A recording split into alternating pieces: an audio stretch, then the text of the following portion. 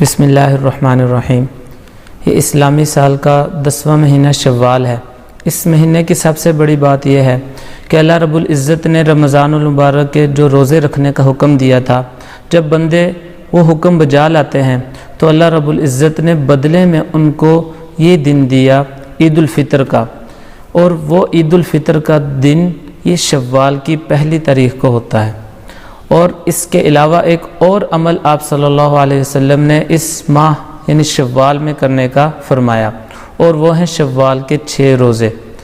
آپ صلی اللہ علیہ وسلم نے فرمایا من صام رمضان ثم اتبعہ 6 من شوال کان کصیام الدہر، کہ جو شخص رمضان کے روزے رکھے اور پھر اس کے بعد شوال کے 6 روزے رکھے تو اس طرح ہیں جیسے اس نے پورا زمانہ روزے رکھے ہوں۔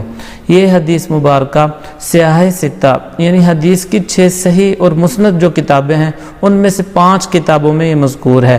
صحیح مسلم میں، سنن ابی داؤد، سنن نسائی، جامع ترمذی اور سنن ابن ماجہ، ان 5 کتابوں میں یہ حدیث مذکور ہے۔ اس حدیث میں جو آپ صلی اللہ علیہ وسلم نے فرمایا کہ پورا زمانہ روزہ رکھنے کی طرح ہے، اس کی وضاحت کیا ہے؟ اللہ رب العزت کا قانون ہے کہ جو شخص ایک نیکی کا عمل کرے گا تو اس کے بدلے میں اس کو 10 گنا دیا جائے گا۔ قرآن پاک میں واضح اعلان ہے من جاء بالحسنۃ فلہ عشر امثالھا، کہ جو کوئی ایک نیکی کا کام بجا لائے تو اس کے بدلے میں 10 گنا دیا جائے گا۔ اس حدیث مبارکہ کی وضاحت ایک دوسری حدیث میں اس قانون کے مطابق کی گئی۔ سنن نسائی میں ہے کہ آپ صلی اللہ علیہ وسلم نے فرمایا کہ اللہ نے ایک نیکی کو 10 نیکیوں کے برابر کر دیا۔ تو اب یہ ایک مہینہ یعنی رمضان کا مہینہ یہ تو ہوا 10 مہینوں کے برابر، اور عید الفطر کے بعد 6 روزے، ان سے سال پورا ہو گیا۔ یعنی رمضان کا مہینہ 10 مہینوں کے برابر، اور 6 کو جب ہم ملٹی پلائی کریں گے 10 سے تو وہ ہو جائیں گے 60، اور 2 مہینوں میں 60 روزے ہوتے ہیں، تو 2 ماہ کے یہ روزے 10 اور 2 12، یہ پورا سال روزے رکھنے کا ثواب ان روزوں میں مل جاتا ہے۔ اور پورا زمانہ کس طرح ملے گا؟ یعنی اگر کوئی شخص اپنا یہ معمول بنا لے کہ وہ ہر سال ان روزوں کو یعنی رمضان کے بعد 6 شوال کے روزے بھی رکھتا رہے تو اس کو پوری زندگی روزے رکھنے کا ثواب ملتا ہے۔ اور اس کے علاوہ ایک اور روایت میں ان روزوں کی بڑی فضیلت ہے۔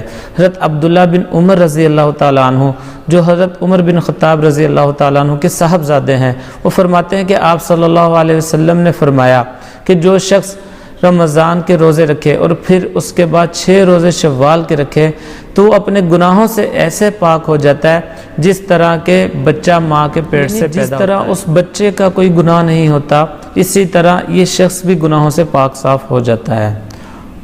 ان روزوں کی ترتیب اور ان روزوں کا حکم کیا ہے؟ یہ روزے نفلی ہیں۔ ان روزوں کو رمضان کے روزوں کی طرح نہیں سمجھنا چاہیے، یعنی یہ نہیں کہ اگر کوئی شخص یہ روزے نہ رکھے تو گناہ گار ہوگا اور سزا کا مستحق ہوگا، نہیں، بلکہ کوئی شخص رکھ لیتا ہے تو اس کو ثواب ضرور ملے گا، نہ رکھنے پر کوئی وعید اور کوئی گناہ نہیں ہے۔ اور ان کی ترتیب کیا ہے؟ اس بارے میں غلط بات یہ مشہور ہے کہ عید الفطر سے اگلے دن یہ روزے شروع کر لیے جائیں، اور اگر ایسا نہ کیا جائے تو ثواب نہیں ملتا۔ حالانکہ ایسی کوئی بات نہیں، شوال کے مہینے میں مطلق آیا ہے کہ جب بھی یہ روزے رکھ لیے جائیں، یعنی جب دل چاہے ان روزوں کو رکھ لیا جائے شوال کے ماہ میں۔